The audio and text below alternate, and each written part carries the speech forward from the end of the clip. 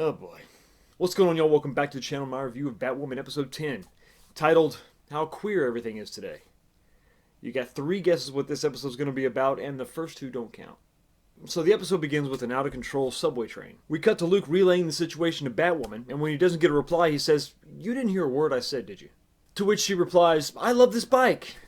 She's riding a motorcycle, having a good time, while people's lives are in jeopardy. Oh, yeah, she's really happy about the new motorcycle she has, and she says, "Yeah, it's not even my birthday." What the hell's going on?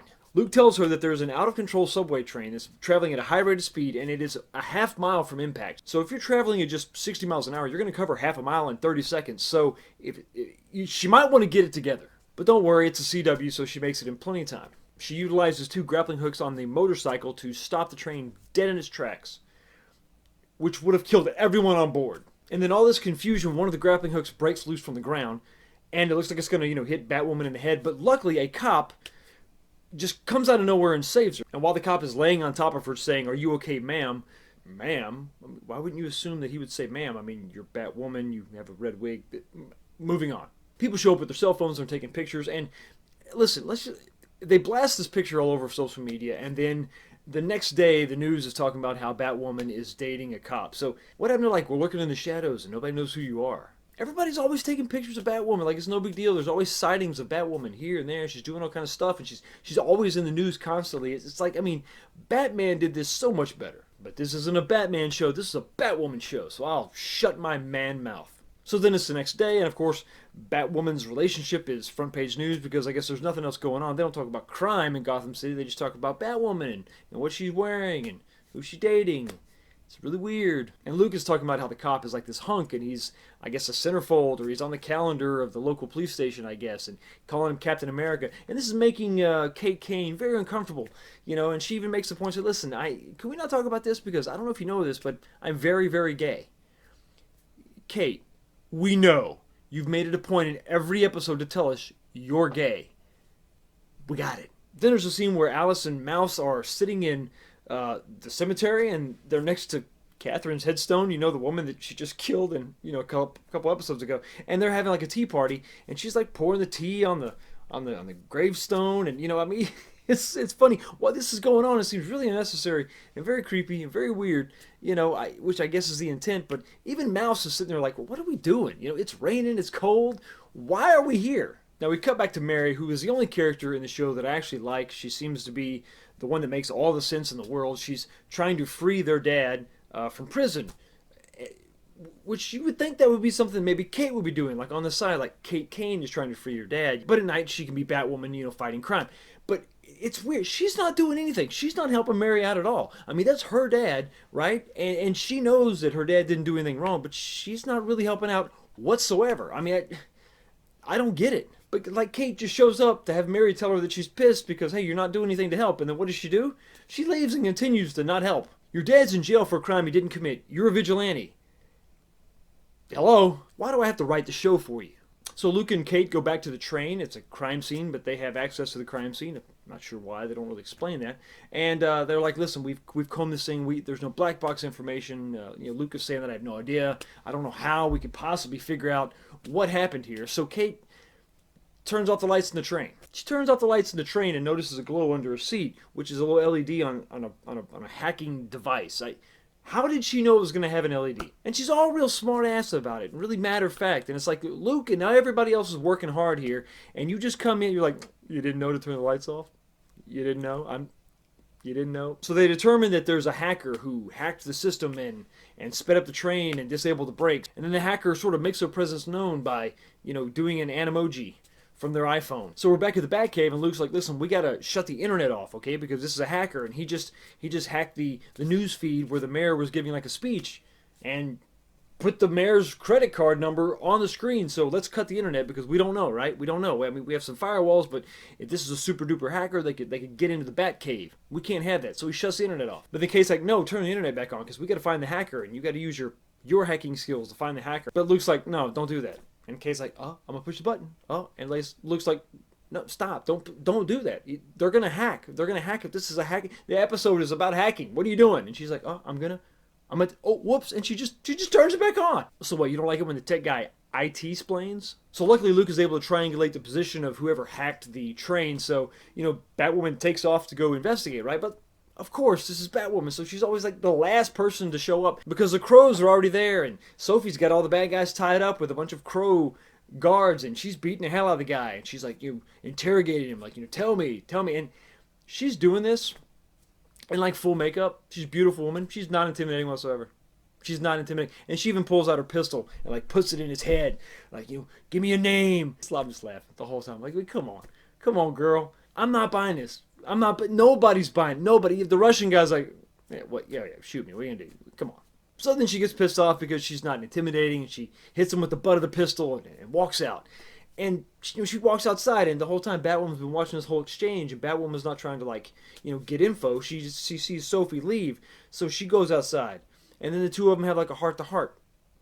I mean, Batwoman and Sophie are having a talk, like, because remember she thought she knew that Kate was Batwoman, right? But no. Now she thinks that that's not the case because of the little switcheroo last time, okay? Remember? So she thinks it's just Batwoman. So Batwoman just steps out of the shadows to say, hey, you want to talk about it? You seem like you're having a bad day. And I'm not making this up. Sophie starts talking to Batwoman like, yeah, it's kind of tough.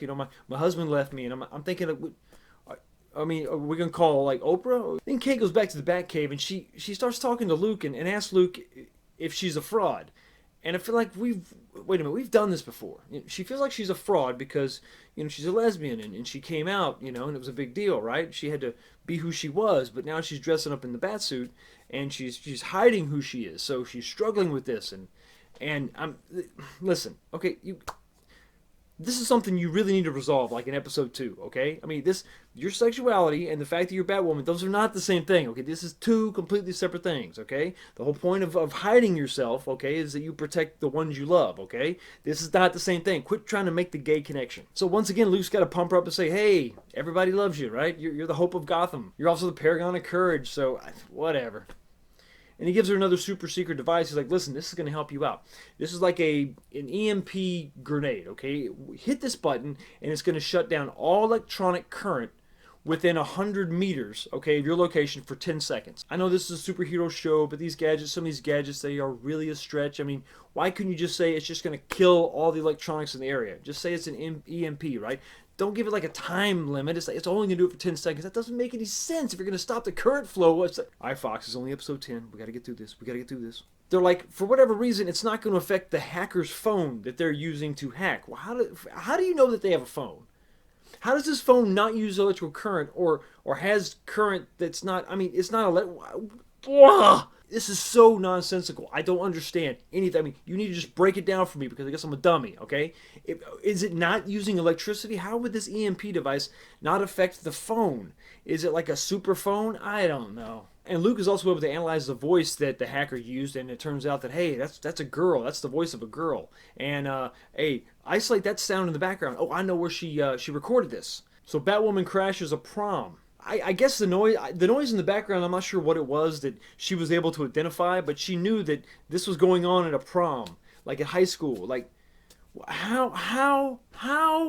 So Batwoman drops out of the ceiling right in the middle of the prom. Like the dance is going on, right? And she's like, where's the hacker? And people are looking at her like, what? No, and none of the kids take her seriously.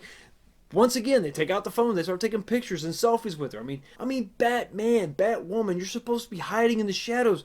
Every episode, she's taking selfies with people. It's the exact opposite of Batman. So she detonates a little EMP bomb that has a 10-second delay, and then her little visors come down, and she looks through the crowd to see, I guess, whose phone is still on. So she follows the person with the phone with the magic batteries that don't run on electricity. I don't know. So she follows the girl into the bathroom. She intimidates her with the batarang, and she says, hey, this is my name, and I was actually on the train. I wasn't going to let the train crash. I was going to stop it before you stopped it, but it's okay, fine. So we find out that she's doing all this because, wait for it, the girl's gay. So she's doing all this because she was outed by her girlfriend. So her parents now, and let me use her words, are clutching rosary beads and want to stone her. Not every episode has to be about this. There can be other topics out there. We don't have to focus on this every damn episode. I think we're missing the larger point. This is the hacker that almost killed hundreds of people. Okay, she's extorted the mayor. I mean, come on, let's cuff her and let's deal with this later. But no, Batwoman is like, oh man, oh, girl's got a point. Ah, I'm down with the struggle too. And the girl just leaves. But luckily, Alice is there to put all this to a stop. In the hallway, she confronts the girl. I guess she wants to like take the girl and use the girl's hacking abilities. So she's trying to kidnap her, right? But then Batwoman shows up and Alice whoops her ass. I mean, they have like 2 or 3 blows and then like a trophy falls out of a locker. Okay, so Alice takes a trophy, smacks Batwoman on the head, knocks her out, and then hits the girl with the trophy and knocks her out. Well, it doesn't knock her out. It's weird. The girl's okay. She was just like knocked down. But Batwoman is out cold. But Batwoman's wearing the suit, right? The magical suit that will do everything but not prevent a concussion? So Alice kidnaps the girl and ties her up and holds her at saw point. She's actually got a saw. Stop. So she got a circular saw to her face, threatening to kill her. Kid's freaking out. Batwoman shows up and she's like, listen, if you want to save her life, you got to drop the hero complex. I want you to unmask yourself in front of this girl so she can tell everybody who you are. Now remember, the girl just gave us this very passionate speech about being outed by, her girlfriend. So she's like, no, I won't, I can't, don't do it. Don't take your mask off. And of course, before the commercial break, Kate takes off the cowl. We're back from commercial and it looks like Mary is quitting the clinic. She's shutting it down because she couldn't save her mom, who was poisoned. So then we cut back to the gay soap opera. The kid recognizes her. Oh, you're Kate Kane. But she's like, oh, I drive past your real estate firm every day. Hi. And just because you go by somebody's real estate firm doesn't mean you know what they look like. Oh, wait, let me guess. She's got one of those big billboards like those real estate agents have. Come on down to Gotham Pride. See Kate Kane. Buy a house. I ain't got no experience. Talk to Luke. He does everything. So the girl's fangirling over Kate Kane. And, Alice is like, listen, now I want you to take your phone and do the hacky thing you do and tell everybody that, that Batwoman is Kate Kane. You out her. And she's like, no, I won't out you, And like gets all misty-eyed, like, no, Gotham needs you. And while this passionate conversation goes back and forth, Alice says, I think I threw up in my mouth. I know exactly how you feel. So the girl does the hacking thing with the phone, but what she actually does is sends like an Amber Alert out saying, hey, listen, there's a bomb in the prom. I didn't plan that. There's a bomb in the high school during the prom. Everybody needs to get out. Oh, and by the way, Alice is here, But Alice thinks that she sent out an Amber Alert or a little message telling everybody who Batwoman was. She was able to do that just to Alice's phone, but everybody else got the other message. With her phone. She had a hand, one-handed. Her hand was tied to... Okay, super phone that runs on super batteries. Girls in high school. So then Alice lets the hacker girl go. Batwoman punches her, handcuffs her, takes away the detonator, and they have a little exchange where Alice says, listen, I love you, and I killed Catherine so that you and I could be a family again. Just you, me, and Mouse, the weirdo with the burnt face that wears other people's skins. And then Kate finally wises up and says, listen, you are pure evil. It would have been better if you just stayed dead. And then Alice is like, well, okay, fine, I'm sorry you feel that way, but why do you think that's the detonator? Then we cut the Mouse in a car far away, and he's got the actual detonator, and he hits the button.